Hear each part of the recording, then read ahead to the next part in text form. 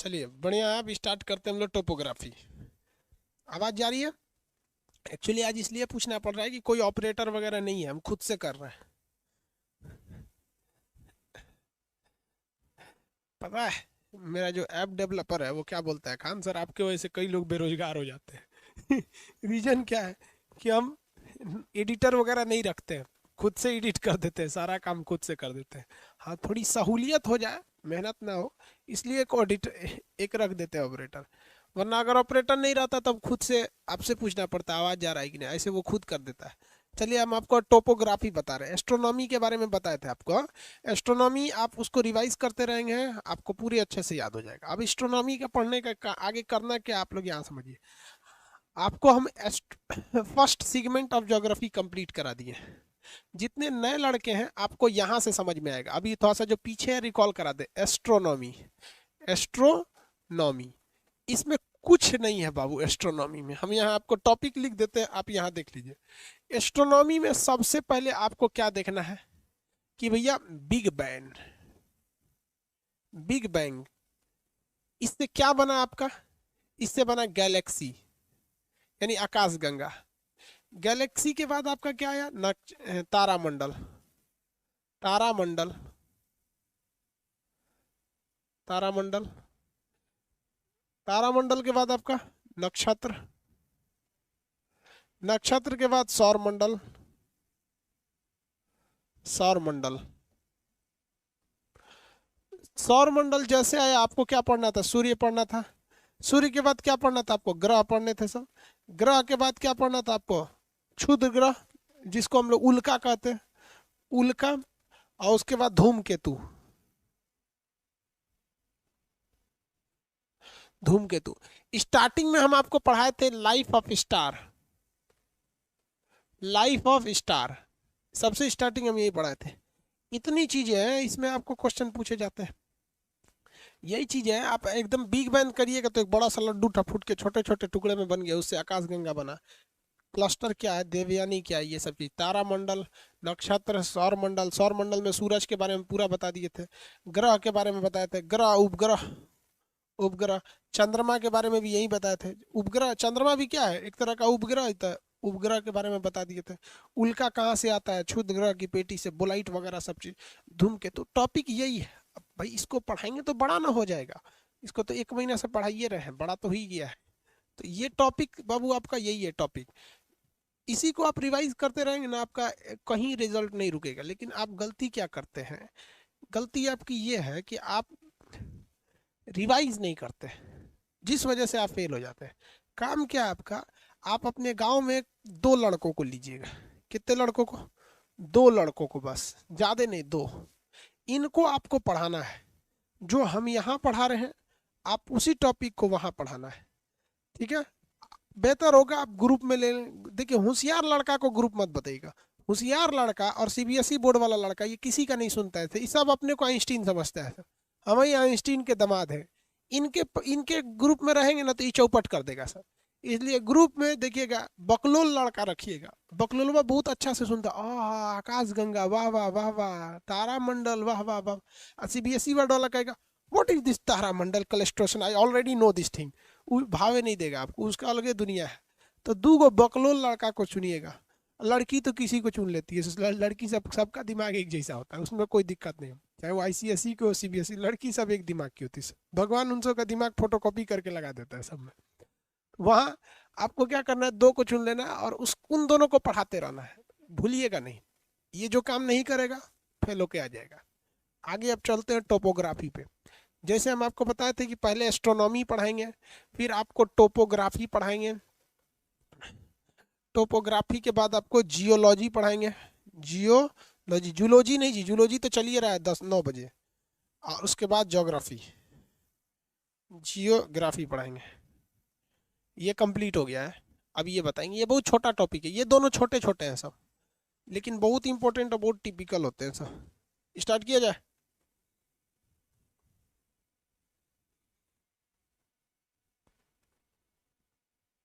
आगे बढ़े।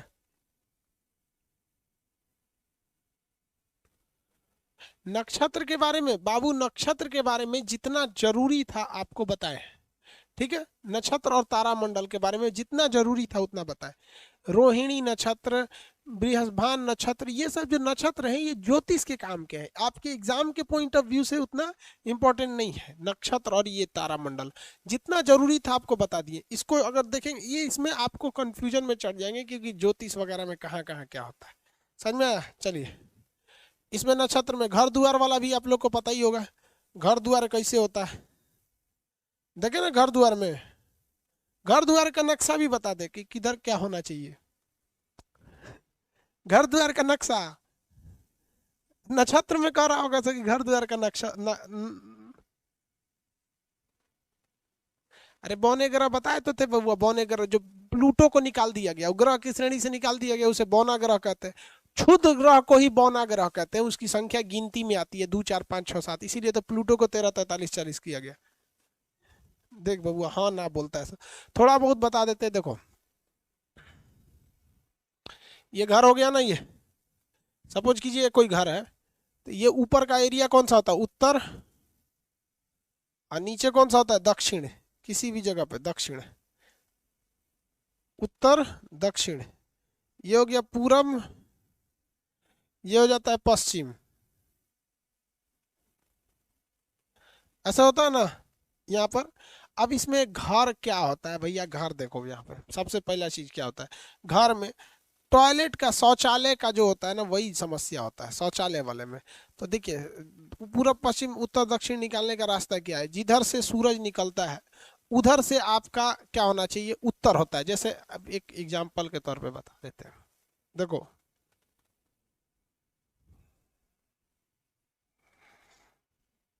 ये सपोज कर लीजिए कि किसी का ये सड़क है, 2 मिनट देख लो बहू, फिर आगे टोपोग्राफी बता दे। ये किसी के लिए सड़क है और ये उसका घर है, सड़क है वो घर है। अब डिपेंड करता है कहाँ डायरेक्शन है, जिधर से सूरज निकलता है ना वो क्या हो जाता है, पूरब हो जाता है। जिधर से सूरज निकलता है वो क्या होता है, पूरब। हम यहाँ नक्शा नहीं बता रहे, हम यहाँ घर के हिसाब से बता रहे हैं कि सपोज यहाँ से सूरज निकल गया, सपोज यहाँ से क्या निकल गया, सूरज निकल गया, तो इस कंडीशन में जिधर से सूरज निकलता है वो क्या बन जाता है, पूरब बन जाता है। ठीक इसके पीछे क्या हो जाता है, पश्चिम हो जाता है। और सूरज की ओर मुंह करके खड़े करेंगे तो दहिना साइड दक्षिण हो जाता है। दहिना साइड क्या है, सड़क है, दक्षिण है। और इस साइड में क्या है, उत्तर हो गया, उत्तर हो गया। तो देखिए इसमें क्या क्या चीज ध्यान रखा जाता है।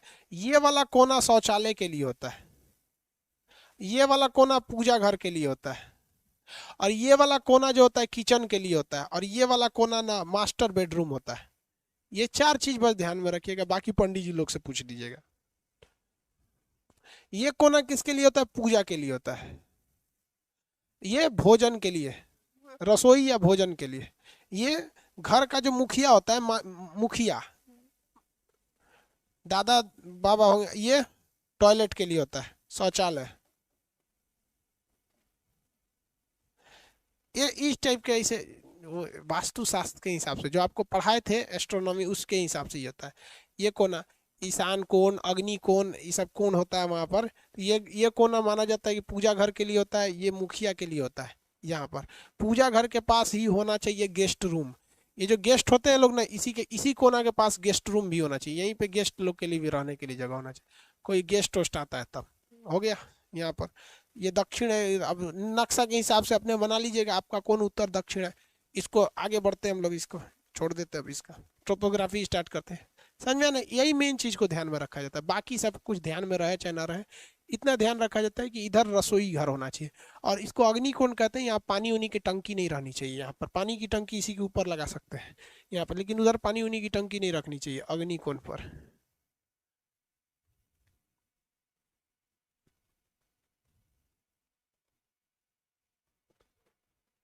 पीडीएफ में प्लूटो का नंबर गलत लिख दिया क्या, तो आप बना लीजिएगा। प्लूटो का नंबर कितना था, 13 43 40, 13 43 40। चलिए आगे आते हैं हम लोग। टोपोग्राफी, टोपोग्राफी हिंदी में कहते हैं स्थलाकृति। हिंदी में क्या कहते हैं, स्थलाकृति कहते हैं। स्थलाकृति होती क्या है टोपोग्राफी में। टोपोग्राफी जो होता है ये एक तरह का उबड़ खाबड़ आकृति होती है। क्या होती है? उबड़ खाबड़ आकृति। इसी को हम स्थलाकृति कहते हैं, उबड़ खाबड़। खाबड़ मतलब ऊपर जमीन देखिए, जमीन कभी बराबर नहीं है, कहीं धंस गया है, कहीं पहाड़ है, कहीं नदी है, कहीं नाला है, कहीं दर्रा है, कहीं गुफा है, कभी झरना है। मतलब एक जैसे बराबर नहीं है जमीन। आप अपने गांव की ही जमीन देख लो भाई, आपके गांव में कहीं तालाब होगा, कहीं थोड़ा सा ऊंचा होगा, पहाड़ नहीं है तो कहीं से कहीं मिट्टी ऊंची होगी, कहीं ढलान होगा। आपके गांव शहर की जमीन बराबर नहीं है। क्या है भैया? वो भी कैसी है? उबड़ खाबड़ है। वहाँ की भी स्थलाकृति उबड़ खाबड़ ही है। तो स्थलाकृति को हम लोग क्या कहते हैं? स्थलाकृति। सही बोलता है सभी, उल्टा सीधा कमेंट करेगा सब, लोल सभी सब सब फेल होगा सब। उबड़ खाबड़ स्थलाकृति को हम लोग क्या कहते हैं? लोग उबड़ खाबड़ स्थलाकृति को हम उबड़ खाबड़ स्थलाकृति का अध्ययन क्या कहलाता है? टोपोग्राफी कहलाता है। अब ये उबड़ खाबड़ स्थलाकृति बनती कैसे? तो देखिए कैसे बनेगी। पहला, वो रिवर के थ्रू बन सकती है। रिवर, नदियां भी बड़ी ज्यादा उबड़ खाबड़ आकृति बनाती है। जैसे नदियां ही गड्ढे का निर्माण कर देती है, नदियां ही डेल्टा बना देती हैं, नदियां ही झरना बनाती हैं, नदियां बाढ़ ला देती हैं। कई सारा काम नदियां ही करती हैं। तो पहला नदियों द्वारा हो सकता है। उसके बाद क्या हो सकता है? अंडर वाटर द्वारा हो सकता है। Under water, under water. कभी कभी देखिएगा ना, कहीं पानी जमीन के अंदर घुस जाता है और अंदर ही अंदर काट कूट के रद्द कर देता है। जिस जमीन में चूना पत्थर या मिट्टी मजबूत नहीं रहेगी ना, अंदर घुस जाएगा, गुफा वगैरह निर्माण कर देता है। और कैसे हो सकता है? सी वाटर, समुद्र की जो पानी होती है ये भी स्थलाकृति बनाती है। जब ये जमीन से टकराएगा ना तो गुफा बना देता है, लैगून झील बना देता है, तो इससे भी बन जाती है। और अगर देखेंगे तो बर्फ द्वारा भी बन जाता है, आइस द्वारा भी स्थलाकृति बन जाते हैं। बर्फ के पहाड़ बन जाते हैं, यू आकार की घाटियां बन जाती हैं बर्फ द्वारा। रास मुटाने, मोरेन, ये सब चीज बर्फ द्वारा बन जाता है। और किसके द्वारा बन सकता है? सैंड द्वारा बन सकता है, जिसे हम लोग कहते हैं विंड। हवाएं भी कुछ कुछ आकृति बना देती है। आप रेगिस्तान में देखेंगे हवाएं चलेंगी तो कहीं गड्ढा कर देगी, वहां का मिट्टी उठा ले जाएगी, बालू उठा ले जाएगा, कहीं ले आकर साज देगा, ड्यूम बना देगा, कहीं गड्ढा बना देगा। इससे भी बन सकती है। तो जो स्थलाकृति होती है, टोपोग्राफी, वो किसके द्वारा बनती है? ये 5 चीजों द्वारा बनती है। जिनको ये 5 चीजें समझ में आ गई उनको ये टोपोग्राफी समझ में आ गया। जिनको ये 5 चीजों द्वारा बनने वाली टोपोग्राफी नहीं समझ में आएगी उन्हें ये समझ में नहीं आएगा। अभी हम ये केवल बताए हैं कि ये बनते कैसे हैं, अभी हम ये नहीं बताएं कि क्या क्या चीज। अभी तो पूरा चैप्टर चलेगा ही। यहाँ आपको ये पढ़ना है कि नदी क्या क्या काट कूट के कैसे कैसे बनाती है। जैसे आलू से कभी भुजिया बन जाता है, कभी मसालेदार सब्जी बन जाता है, कभी चिप्स बन जाता है, कभी चोखा बन जाता है। तो ये सब क्या? स्थलाकृति। फोड़ दिए तो चोखा बन गया, बड़का बड़का काट दिए तो मसालेदार हो गया, पतला पतला काट दिए तो भुजिया हो गया। और सीबीएसई बोर्ड वाला, सीबीएसई वाला नहीं, आईसीएसई वाला खाता है तो फ्रेंच फ्राइज। कौन कौन खाया है फ्रेंच फ्राइज? सब आईसीएसई बोर्ड वाला खाया। आलूया को इतना लंबा लंबा काट के तल देता है सर, और उसको कहेगा सर फ्रेंच फ्राइज। केएफसी में खाने जाइएगा ना, इतना बड़का बड़का आलू दे देगा, काट कूट के फ्रेंच खाते रहिए वहां पर। तो सीबीएसई वाला खाता है सबसे। तो ये सारी चीजें हम लोग को यहाँ पे पढ़ना है। तो स्टार्ट कहाँ से किया जाए? लोग रिवर से। कहाँ से किया करते हैं लोग? रिवर से। ठीक है। नदी क्या क्या बनाती है? टोपोग्राफी कहाँ से स्टार्ट करना है? River topography. River topography. देखिए जो फिगर बनाएंगे ना, आप भी कोशिश कीजिए फिगर बनाने के लिए। हम आपको पीडीएफ भी दे देंगे, प्रिंटेड ही देंगे, वही पिंक कलर वाला। चलिए, रिवर टोपोग्राफी में तीन दो चीज आपको समझना है। पहला हम यहाँ लिखते हैं अपक्षय। अपक्षय, इसको हम लोग कहते हैं वेदरिंग। अपक्षय को क्या कहते हैं? वेदरिंग। आपको पता है अपक्षय क्या होता है? दूसरा होता है अपर्दन। अपर्दन, इसे कहते हैं इरोजन। इरोजन। और तीसरा होता है ना आपका निक्षेपण। निक्षेपण। निक्षेपण को कहते हैं डिपोजिशन। ये टर्म्स आप बहुत सुने होंगे, इसका मतलब क्या होता है? अपक्षय मतलब होता है किसी चीज को तोड़ फोड़ देना। अपक्षय मतलब क्या होता है? किसी चीज को तोड़ ताड़ देना, उसे क्या कहते हैं? अपक्षय। आपको समझाने के लिए रखे हुए हैं यहाँ चीज, देखिए अपक्षय के लिए किसी चीज को तोड़ ताड़ देना क्या कहलाता है? अपक्षय कहलाता है। देखिए ये एक चट्टान है, चट्टान मतलब क्या होता है? पत्थर। अगर हम इसको तोड़ देते हैं, जैसे देखिए तोड़ दिए, तोड़ दिए, तो जब कोई चीज टूट जाता है तो उसे कहते हैं हम लोग वेदरिंग यानी अपक्षय। वेदरिंग या अपक्षय, जब कोई चट्टान क्या हो जाए? टूट जाए। देखिए जब कोई चट्टान क्या हो जाए? टूट जाए, टूट जाए तो उसे क्या कहते हैं? अपक्षय। चट्टान नहीं है भगवान, चट्टान टूटबे नहीं करता हमसे, इसीलिए इसको लिट्टी है ये। समझ में आ रहा है कि नहीं? तो जब चट्टान टूट जाए तो उसे क्या कहते हैं? अपक्षय कहते हैं। किसी को कोई दिक्कत नहीं है? अपक्षय को इंग्लिश में क्या कहते हैं? वेदरिंग कहते हैं। वेदरिंग यानी अपक्षय दो तरह से होता है। इसको हाथ से तोड़ दीजिए, मार के तोड़ दीजिए, यानी फिजिकल अपक्षय, मार और के तोड़ दीजिए, घींच घांच के तोड़ दीजिए। नहीं तो केमिकल अपक्षय भी हो सकता है, इस पर तेजाब गिरा दीजिए तो भी टूट जाएगा। ताला के ऊपर, ताला दो तरह से टूटा जाता है, ताला का अपक्षय दो तरह से। मार हथौड़ी मार मार तोड़ दीजिए, ताला टूट जाएगा, उसे कहेंगे फिजिकल अपक्षय, फिजिकल वेदरिंग। और तेजाब डाल दीजिए तो वो तलवा चूज के खत्म हो जाएगा, तो हो जाएगा केमिकल अपक्षय, केमिकल वेदरिंग, उसे क्या कहेंगे? केमिकल वेदरिंग कहते हैं। चलिए अभी इसको समझा देते हैं। पहले यहाँ देखिए, यानी अपक्षय जो होता है चट्टानों का टूट जाना, टूटना। यार मेरे यहाँ बारिश हो रही है, बताइए सीजन है बारिश होने का। टूटना, ये टूटता दो तरह से। कितने तरह से टूटता है अपक्षय? दो टाइप का। एक होता है फिजिकल अपक्षय यानी भौतिक अपक्षय, और एक होता है केमिकल, रासायनिक अपक्षय। वेदरिंग कितने टाइप का होगा? दो टाइप का वेदरिंग होगा। एक हो जाता है फिजिकल वेदरिंग, एक होता है केमिकल वेदरिंग। फिजिकल वेदरिंग एक हो गया, केमिकल वेदरिंग। चलिए अब ध्यान से समझिए। मान लीजिए कि किसी आदमी को यहाँ एक मुक्का मारिया है चाक से, हाई थोबड़ा गिर जाएगा इसका बाहर, थोबड़ा क्या हो जाएगा? बाहर टूट जाएगा। ये क्या हो गया? अपक्षय हो गया। कौन सा अपक्षय? हुमच दिया है तो फिजिकल अपक्षय। लेकिन मान लीजिए उसको कोड़ फूट गया, ससुरा अंदर है रासायनिक, उसका सड़ रहा है, गिर रहा है सड़ सड़ के, कोड़ में सड़ सड़ के गिर जाता है, तो वो कौन सा हो जाए? रासायनिक अपक्षय, केमिकल वेदरिंग। तो वेदरिंग यानी अपक्षय कितने टाइप के होते हैं? दो टाइप के। अपक्षय कितने टाइप के होते हैं? दो टाइप के होते हैं।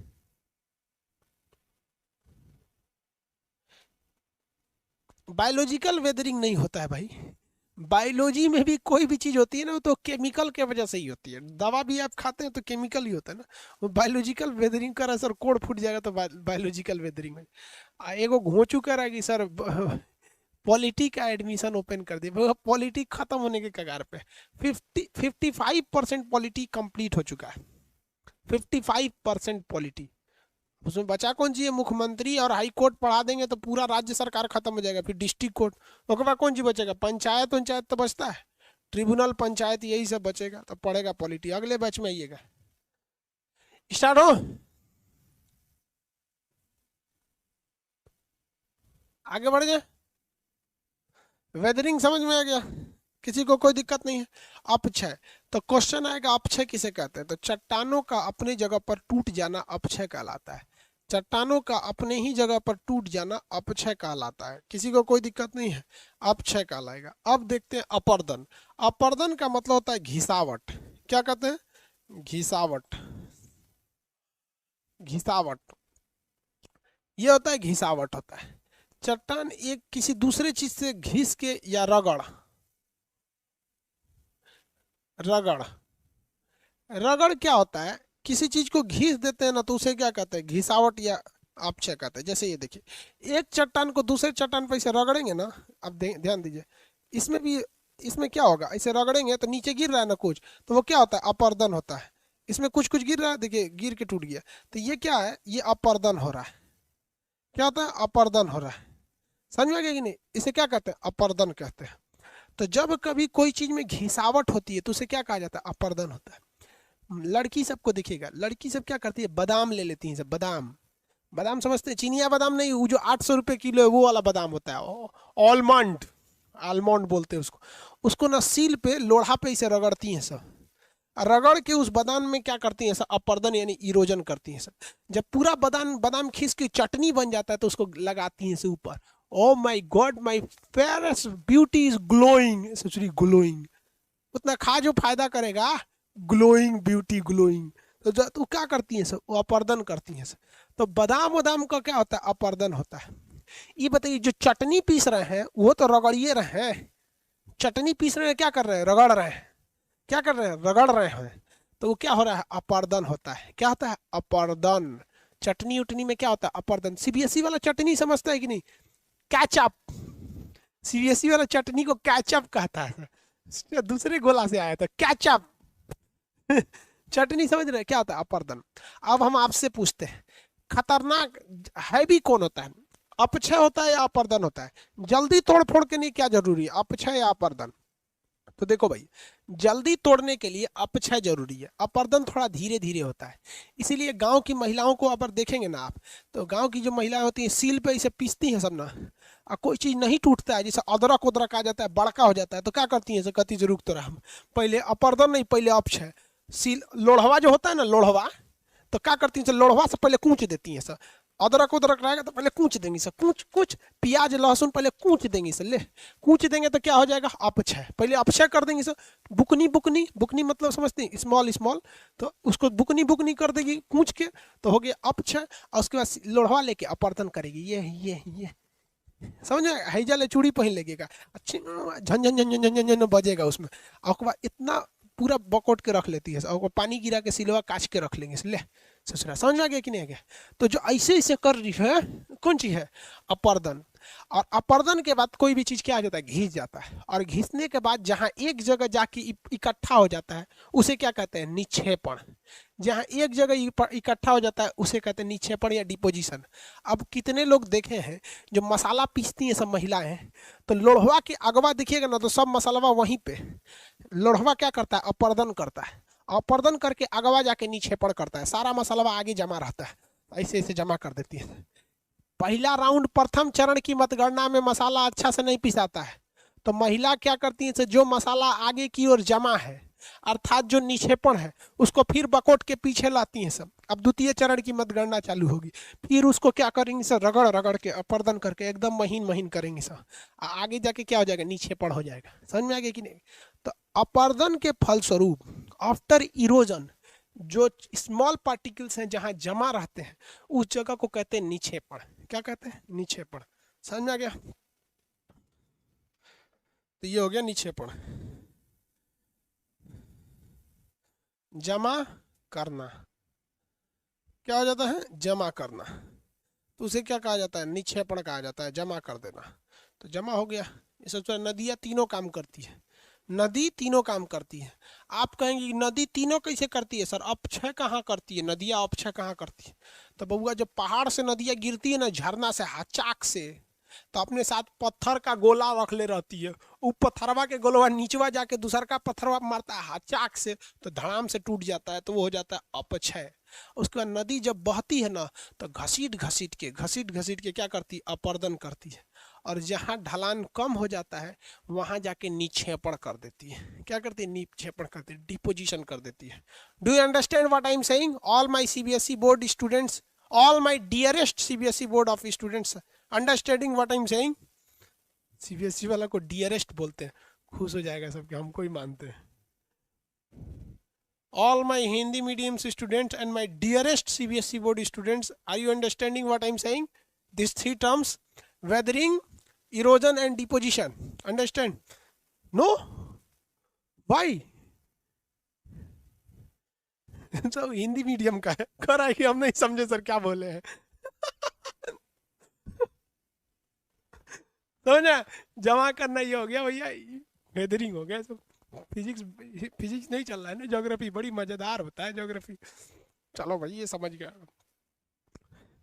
आप समझिए, रिवर कोर्स, रिवर कोर्स, जैसे आप लोग कोर्स करते हैं ना, फिजिक्स का कोर्स, बायोलॉजी का कोर्स, ये सब रिवर कोर्स।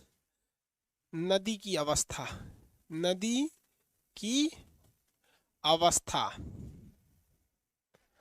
नदी की अवस्था।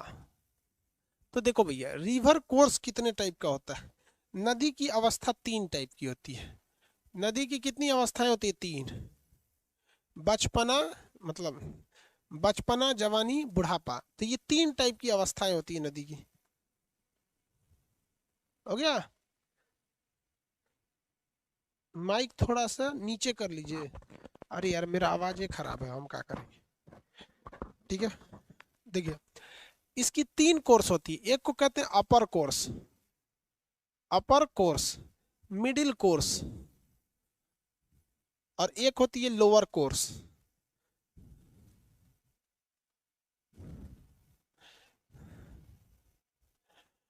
आगे बढ़े। लोअर कोर्स होता है 3 टाइप, ये 3 टाइप के कोर्स होते हैं। इसको कहते हैं युवा अवस्था, युवा अवस्था। इसे कहते हैं प्रौढ़ावस्था, प्रौढ़ावस्था। और इसे कहते हैं हम लोग वृद्धावस्था, बुढ़ा गया, वृद्धावस्था। अब इसमें अंतर क्या होता है वृद्धावस्था युवा अवस्था में? देखो भैया, युवा अवस्था में नदियां जो होती हैं पर्वत पर होती हैं। कहाँ होती है? पर्वत यानी माउंटेन्स पर होती हैं। पर्वत यानी ऊंचाई पर होती है। और इसका क्या होता है? मैदान में, जैसे यूपी, बिहार, हरियाणा, झारखंड, ये सब क्या है? मैदान नहीं है, वो पहाड़ी एरिया है। ठीक है। वृद्धावस्था में क्या होता है? मुहाना पर होती है। मुहाना, मुहाना मतलब क्या होता है? समुद्र के पास हो जाती है। समुद्र के पास क्या पास हो जाती है? देखिए, नदियों को जो पावर मिलता है ना, बात समझिए, नदियों का जो पावर होता है, शक्ति होती है नदियों के पास, जो पावर, नदियों के पास जो पावर या शक्ति होती है, ये कहाँ से आती है? तो ये आती है आपकी उनकी हाइट से। किससे आती है? हाइट से। नदी जितनी हाइट पर रहेगी उतनी ज्यादा उसके पास क्या रहेगा? पावर रहेगा। बट हाइट इंग्लिश है, ज्योग्राफी में हाइट नहीं बोलते, इसे हम लोग कहते हैं प्रवणता। इसे क्या कहते हैं? प्रवणता, प्रवणता, प्रवणता। ग्रेडियंट कहते हैं इंग्लिश में, इसे क्या कहेंगे? Gradient, gradient. यानी जितनी ज्यादा हाइट रहेगी ना नदियों के पास, उतना पावर रहेगा, उतना भयानक पावर रहेगा। तो पहाड़ पे हाइट क्या रहती है? ज्यादा धड़ाक से निकलती है, जिसे हम लोग कहते हैं प्रवणता या ग्रेडियंट कहते हैं। प्रवणता या ग्रेडियंट, इंग्लिश में इसे हम हाइट कहते हैं। तो ये नदियों की शक्ति होती है, नदियों की मेन शक्ति यहीं से होती है। तो नदियां सबसे ज्यादा पावरफुल कहाँ रहती हैं? अपर कोर्स में। अपर कोर्स मतलब युवा अवस्था, यहाँ नदियां पहाड़ पर रहती हैं। तो वहां से ना चीर फाड़ के निकलती हैं, कुछ चीर चार देंगी सब, एकदम भयानक तबाही लाती हैं। देखे थे 2013 में उत्तराखंड में क्या तबाही आया था, हजारों लोगों की जान चली गई थी। उस पर मूवी भी बनी थी, सुशांत सिंह राजपूत थे उसमें, बेचारे चले ही गए। तो अपर कोर्स में नदियों के पास पावर ज्यादा रहता है। क्यों पावर ज्यादा रहता है? क्योंकि हाइट ज्यादा रहती है। कितने लोग बता सकते हैं सबसे मिनिमम पावर कहाँ रहता है नदियों का? मिनिमम पावर, नदियों का मिनिमम पावर।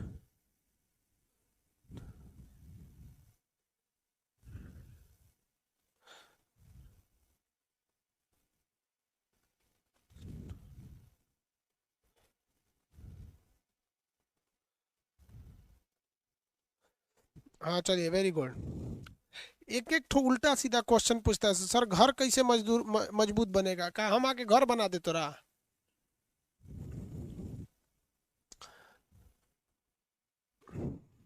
मिस्त्री से पूछो घर कैसे बने। लोअर कोर्स में सबसे कमजोर होता है। इसमें स्पीड क्या होती है? बहुत ही हाई होती है। इसमें स्पीड बहुत ही हाई होती है। और इसमें स्पीड क्या होता है? लो होता है, स्पीड लो होता है। देखिए, अब बात समझिए यहाँ पर। नदियां जब अपनी युवा अवस्था यानी पर्वतों पर होती हैं, तो केवल और केवल क्या करती हैं? अपक्षय करती हैं और अपर्दन करती है। मतलब थूर कूच दो, रगड़ दो, कूच दो, रगड़, इशारा काम कर दो। कहां पर? अपनी युवा अवस्था में। लेकिन जब वो बीच अवस्था में आती हैं तो उनकी स्पीड घट जाती है। इस वजह से ये अपक्षय का काम नहीं कर पाती हैं, तोड़ फोड़ नहीं कर पाती हैं, लेकिन अपर्दन कर देती हैं। अपर्दन कर, तोड़ फोड़ के लिए ऊपर से हाचाक से कूदना पड़ेगा। मैदानी भाग में हाचाक से कूदेगा कहाँ पे? तो अपर्दन कर देती है। साथ ही साथ स्पीड कम होने के वजह से निक्षेपण भी कर देती है। निक्षेपण, निक्षेपण करने की वजह से ही हम मैदानी भाग में से बालू निकाल लेते हैं, नदी में से क्या कर लेते हैं, बालू निकाल लेते हैं निक्षेपण की वजह से। लेकिन जब नदियां अपने मुहाने पर पहुंचती हैं, एकदम वृद्धावस्था में अपने लोअर कोर्स पर, तो लोअर कोर्स पर नदियों के पास कोई पावर नहीं होता है, इसलिए ये केवल और केवल निक्षेपण का काम करती हैं, केवल और केवल निक्षेपण का काम करती हैं।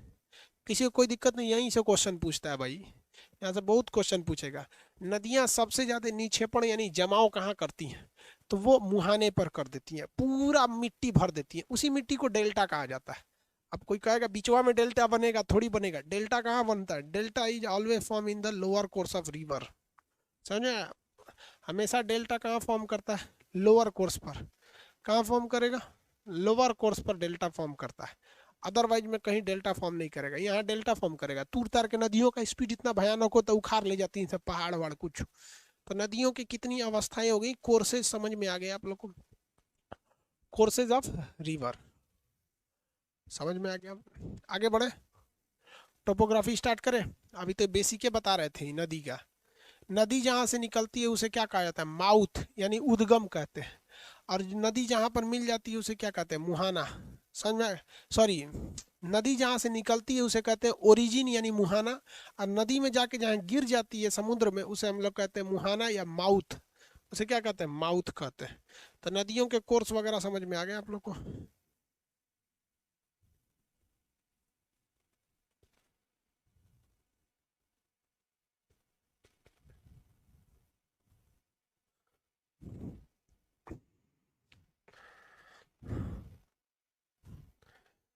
नयका लड़का तो ज्यादा छटपटा रहा है, सब पिछवा वाला क्लासवा नहीं किया ऐसा, आज ये सोच रहा है ऐसा कि हम चाणक्य बन जाएंगे। चलिए स्टार्ट करते हैं। नदियों के द्वारा बनाया गया, तो सबसे पहले हमें अपर कोर्स पढ़ना पड़ेगा नदियों का। नदियों का कौन सा कोर्स पढ़ना पड़ेगा, अपर कोर्स पढ़ना पड़ेगा। तो नदियां जब अपर कोर्स में रहती हैं तो पहाड़ों के बीच से निकलती हैं। ऐसे क्या निकलती है, पहाड़ों के बीच से। पहाड़ के बीच से जब नदियां निकलती है ना, तो अलग अलग शेप की आकृति बना लेती है। अभी पहाड़ खत्म थोड़ी हो जाता है, पहाड़ बड़ी लंबा होता है। तो इसमें से जब नदियां निकलती है ना, ये नदी, बचपन में इस तरह से सीनरी बनाए होंगे नदी की, तो इसको हम लोग कहते हैं वी शेप वैली। आप अगर सही से देखिएगा ना तो आपको भी दिखेगा, कहीं भी दिख रहा है। जैसे धमाल मूवी में डब्लू खोजना था, यहाँ आपको भी दिख रहा है कि नहीं दिख रहा, खोजिए खोजिए भी, खोजिए भी के नीचे बहुत पैसा है। ये देखिए भी, बड़ा सा भी, बड़ा सा इसे भी मिला, इसी को कहते हैं वी शेप वैली। तो नदियां जब अपने उद्गम से निकलती हैं मुहाने से, तो क्या बनाती हैं, वी शेप वैली, भी आकार की घाटी, भी आकार की घाटी की घाटी। घाटी किसे कहते हैं, पहाड़ के नीचे का जगह को क्या कहते हैं, घाटी कहते हैं। तो ये घाटी थोड़ी है, ये तो चोटी है, यही ना है घाटी। तो वी शेप वैली बना देती है। ये जब भी बनेगा तो अपर कोर्स यानी नदियों के युवा अवस्था में बनेगा। ये क्यों बना है, अपर्दन और अपक्षय के कारण। मारी ये नदी तूर दिए उसको, और उसको अपर्दन करके कर दिए। कौन सा शेप, वी शेप वैली। अब आप जरा ये बताइए, वी शेप वैली जब है तो नदी तो इसमें से कंटिन्यू फ्लो कर रही है, हमेशा बह रही है। तो कंटिन्यू फ्लो करने की वजह से नदी इस घाटी को और गहरा करेगी कि नहीं करेगी। तो जब वी शेप वैली बहुत ज्यादा गहरा हो जाता है ना, तो इसी को हम लोग कहते हैं गार्ज। क्या कहते हैं, गार्ज। इंग्लिश और हिंदी दोनों इसका गार्ज होता है। गार्ज वही नदी बनाएगी जो पहाड़ों से निकलती है, जैसे सिंधु गार्ज, सतलज गार्ज, ब्रह्मपुत्र गार्ज। गार्ज क्या होता है, वी शेप की वैली अगर और चौड़, जैसे ये देखिए वी शेप है, और गहरा कर दिया तो क्या हो गया, गार्ज हो गया। अभी देखिए ना, ये कौन सा शेप है, वी शेप। इसमें कंटिन्यू पानी फ्लो करते रहेगा तो ये क्या हो जाएगा, गार्ज हो जाएगा। तो एकदम छोटा हचाक से हो गया तो बड़ा हो गया तो गार्ज हो गया। अब गार्ज में एक समस्या हो जाती है कि जब कभी भी गार्ज का फॉर्म होता है तो पानी नीचे चला जाता है। आप अपने मन से सोचिए, यहाँ हम रेड कलर का बना रहे हैं वी शेप वैली। ये रेड कलर वाला कौन सा शेप है, वी शेप वैली। अब वी शेप वैली के बाद हम बना रहे हैं गार्ज। तो गार्ज जो है ना गहरा हो जाता है। तो गार्ज गहरा होने की वजह से जो पानी की मात्रा है वो नीचे चली जाती है। पानी कहाँ चला जाता है, नीचे चला जाता है। और ऊपर के एरिया में पानी की कमी हो जाती है। ऊपर के एरिया में क्या हो जाता है, पानी की कमी हो जाती है, जिस वजह से नीचे पानी ज्यादा काट छाट करता है और ऊपर ज्यादा काट छाट नहीं कर पाता है, समझिए। ये वी शेप वैली है, गहरा हो गया गार्ज, सारा पानी चला गया नीचे, और नीचे काट छाट हो रहा है, काट छाट करते करते करते करते करते करते नीचे वाला काट के आई बना देता है। क्या कर देता है? आई शेप बना देता है। तो जब कभी भी गार्ज होता है तो आगे जाकर ये गार्ज क्या बन जाता है? आई आकार की घाटी बन जाता है। अंग्रेजी वाला आई खड़ा हो जाता है, आई आकार की घाटी, आई आकार की घाटी, आई आकार की घाटी बना देता है। इसी आई आकार की घाटी को हम कैनियन कहते हैं, कैनियन। यह बहुत ही गहरा होता है। कैनियन क्या होता है? बहुत ही गहरा होता है। तीनों एक ही चीज है, बस उसका स्टेजेज अलग अलग है। जैसे सबसे पहले बाबू, बाबू बड़ा हो गया तो पापा चाहे चाचा बन जाता है, और बड़ा हो गया तो दादा बन जाता है। तो ये बाबू, चाचा, दादा, ये बाबा बन गया एकदम में। सबसे पहले भी शेप, भी शेप में नीचे कटर कटर कटते कटते कटते कटते कटते कटते ये क्या बन गया है यहाँ पे? गार्ज। और गार्ज में भी नीचे वाला कटेगा तो cut cut cut cut cut cut cut के आ जाएगा कैनियन। तो हचाक से खड़ा ढाल को क्या कहते हैं? कैनियन। अंग्रेजी में आई ऐसे ही ना होता है हचाक से, तो उसे क्या कहते हैं? कैनियन। तो ये हो गया कैनियन। इसमें देखिए गार्ज में आपका एग्जाम्पल हो सकता है सिंधु सतलज, सिंधु गार्ज, सतलज गार्ज, ब्रह्मपुत्र गार्ज, ये सब गार्ज होगा। ये गार्ज की एग्जाम्पल है। आई आकार की घाटी कैनियन होता है। ये सबसे बड़ा कैनियन ग्रांड कैनियन है। ग्रांड कैनियन कैलिफोर्निया में है। ग्रांड कैनियन अमेरिका में है, कोलोराडो नदी के पास है। वो क्या चीज है? कैनियन होता है। उसे क्या कहेंगे? कैनियन कहते हैं।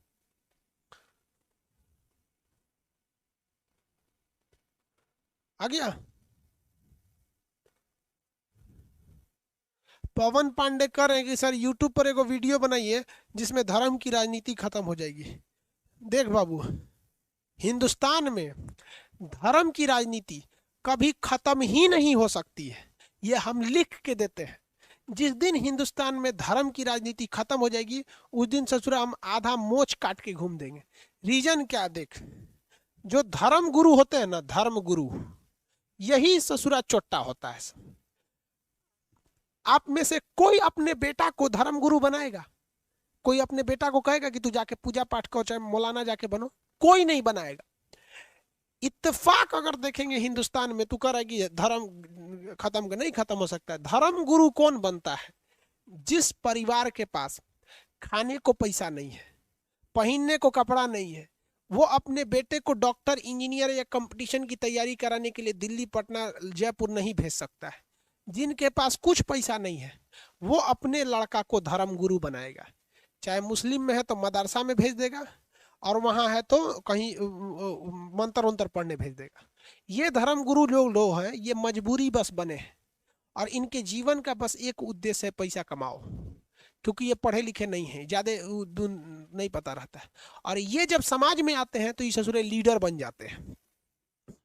क्या हो जाते हैं? लीडर। मुस्लिम में है मौली साहब बैठिए, जब मौली साहब को स्कूल नहीं गए कब, वो सीधे वहां पे, अरे अरे बैठिए बैठिए पंडित जी बैठिए यहाँ पर। ये लोग कभी स्कूल से भेंट नहीं हुआ इन लोग को, और ये लीडर बन गए यहाँ पर। और ये कहता है कि धर्म अजय बाल रहे भाई साहब यहाँ पर। कोई पढ़ा ली, आप बताओ, आप में से किसी को अगर नौकरी हो जाएगा, आप मुसलमान हो तो अपने बेटा को कहोगे कि ना मदरसा में जाके मौलवी बनो? कोई नहीं भेजेगा। और आप में से अगर नौकरी हो गया तो कोई अपने बेटा को भेजेगा? पांडे जी का ये क्वेश्चन था, पांडे जी आप बताइए, आपके पिताजी आपको बोले हैं कि जाके मंत्र पढ़ो, ब्याह शादी कराओ? नहीं।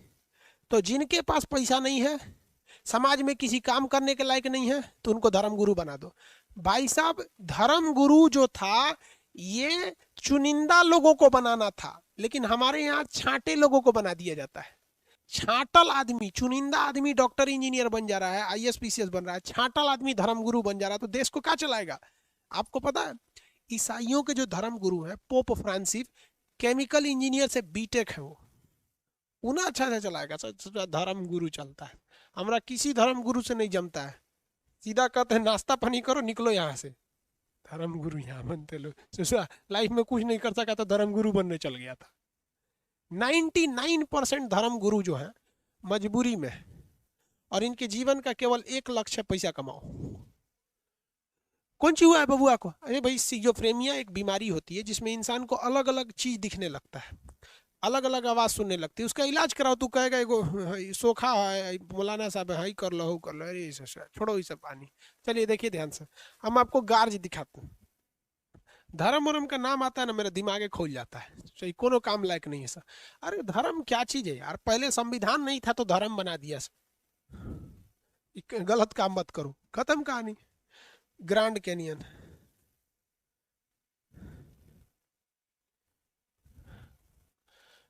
ग्रैंड कैनियन देखिए कितना खतरनाक है ग्रैंड कैनियन। कहाँ है भाई?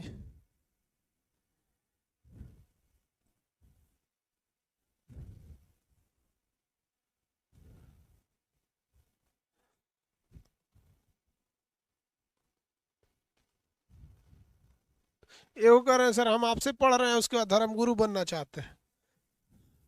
तेरा धर्म गुरु बनना भी ना का जरूरत है। हमारे हिसाब से धर्म जो होता है वो छिपा के करने की चीज है। चुपचाप से अपना कमरा में बंद हो जाइए, पूजा पाठ करिए, नमाज पढ़ना है तो नमाज पढ़िए, चुपचाप शांति से रहिए। देखो भैया ये ग्रैंड कैनियन है। ये देखिए, ये सीबीएसई बोर्ड वाले को देखिए कहाँ खड़ा है, गिर जाएगा तो कहेगा खान सर ढकेल दिए हैं। ये देखो ये बकलोलवा को। आई नदी देखो यहाँ पर, नदी दिख रही है यहाँ, ये नदी है, तनी से पानी है ससुरा में। ये बुढ़ा गई है नदिया। ये हचाक हचाक काटी थी, आज से लगभग करोड़ों साल पहले ये बराबर जमीन था, उसको काट कूट के भी आकार गार्ज आई, हचाक हचाक काटी है यहाँ पे। इसे मार दे, लाते मार दे ना, हचाक से गिरेगा वो में जाके यहाँ पे डेथ। सीबीएसई वाला मरता है ऐसे तो उसको डेथ बोला जाता है, हिंदी में मर जाता है मुंह मुंह गई लो। हो गया। देखो यहाँ पे ये क्या है, ग्रैंड कैनियन है यहाँ पे। समझ आ गया कि नहीं आ गया? सबका अपना अपना मेंटेलिटी होता है, हर धर्म की मेंटेलिटी अलग होती है, और हर बोर्ड के लड़कों की मेंटेलिटी अलग होती है। अगर आप यहाँ सीबीएसई बोर्ड का लड़का खड़ा करेंगे ना, देखिए ये ग्रैंड कैनियन है, ये क्या है, ग्रैंड कैनियन, ग्रैंड कैनियन। ये कौन सी नदी है? कोलोराडो नदी, कोलोरेडो नदी, कोलोरेडो नदी यहाँ पर। आप अगर इस ग्रैंड कैनियन में अगर कोई हिंदी मीडियम का लड़का खड़ा करेंगे, सीबीएसई का खड़ा कर दीजिएगा यहाँ पे, तो कहेगा ओ my God so deep this is. और हिंदी मीडियम का खड़ा करेंगे ना, तो कहेगा कि चल चल थूकते हैं, देखते हैं किसका पहले पहुंचता है, ना तो चुचुरा पे से मुतने लगेगा वो। वहाँ पे मेंटेलिटी होती है ये। सीबीएसई वालों का अलग दिमाग होता है, वो तो थूकेगा पहले किसका पहुंचता है, चल चल तुम ही थूक तुम ही थूक थू। अब देख देख हमारा हमारा पहले पहुंच गया यहाँ पे। तो जिस तरह से अलग अलग धर्म के लोगों की अलग अलग मेंटेलिटी, उसी तरह अलग अलग बोर्ड के स्टूडेंट की अलग अलग मेंटेलिटी होती है। वो डिपेंड करता है कैसे सराउंड में। आप बताओ हम गलत बोल रहे हैं? यही होता है। बचपन में हम लोग भी थूकते थे लोग, हम सीबीएसई बोर्ड से पढ़े हैं। आधा सीबीएसई बोर्ड, मैट्रिक के बाद छोड़ दिए सीबीएसई। तो ये समझ में आ गया ग्रैंड कैनियन क्या होता है। ग्रैंड कैनियन जो है वो एक बहुत बड़ा गड्ढा है, किस नदी द्वारा बनाया गया है? कोलोराडो नदी के द्वारा बनाया गया है, अमेरिका में, अमेरिका में कोलोराडो नदी है, उसके द्वारा इस ग्रैंड कैनियन को बनाया गया है। समझ में आ गया आप लोग को? नहीं समझा सब?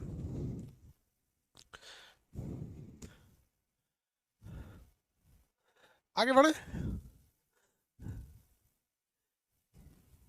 यस सर कह रहा है, हाँ हाँ, मैं भी थूका हूँ, हम भी थूके हैं लोग। बहुत बदमाश होता है जो हिंदी मीडियम का लड़का। और सीबीएसई वाला लड़का बदमाश नहीं होता। तो आज के लिए इतना ही। सीबीएसई वाला घुसियाता है सब। हम कभी सीबीएसई की बुराई किए हैं? नहीं किए। वो जैसा होता है सब हम बता देते हैं कि ऐसे नहीं होता है सब। अब नेक्स्ट क्लास कल करेंगे, आज के लिए इतना ही। आज आप कोर्स समझे और आकार समझे। अब आगे नदियों की हम छिपरिका बताएंगे, फिर झील बताएंगे, फिर एस आकार की घाटी बताएंगे, विसर्प बताएंगे, वितरिका बताएंगे, डेल्टा बताएंगे, गोखुर झील, ऑक्सबो लेक क्या होता है, लेगून झील क्या होता है, ये सारे चीज बताएंगे ए टू जेड। बहुत मजा आएगा ये सब चीज पढ़ने में। अगर आप किसी चीज को इंटरेस्ट लेके पढ़ेंगे ना, तो हम बताते हैं ना, अपनी वाली का फोन काट देंगे आप, वो तो पगला देगी आपको। समझ में आ गया कि नहीं आ गया? आपकी वाली जो है ना, आपके दिमाग का अपर्दन कर रही है, धीरे धीरे घसीट के खत्म कर देगी, अपने बराबरी में लेके चलाएगी। अपने उसका दिमाग कम, वो आप वाले को क्या करेगी, घसीट के बराबर कर देगी यहाँ पर। समझ में आ गया। और जिसके पास दो दो तीन तीन गो है वो तो ससुरा उसका दिमाग कैनियन हो जाएगा एकदम गड़ा। ओ माय गॉड, देखे हो तेरे नाम। समझ में आ गया कि नहीं आ गया। प्यार करने से पहले अंजाम देख लो, हमारे पे भरोसा नहीं तो गजनी और तेरे नाम